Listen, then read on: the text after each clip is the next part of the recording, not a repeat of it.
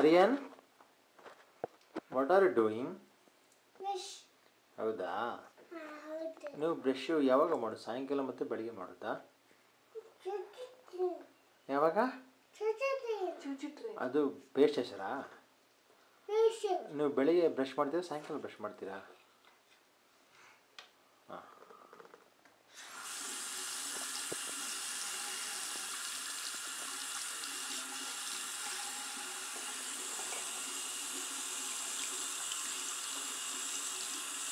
Shoe ಮಾಡೋದಿದೆಯಾ?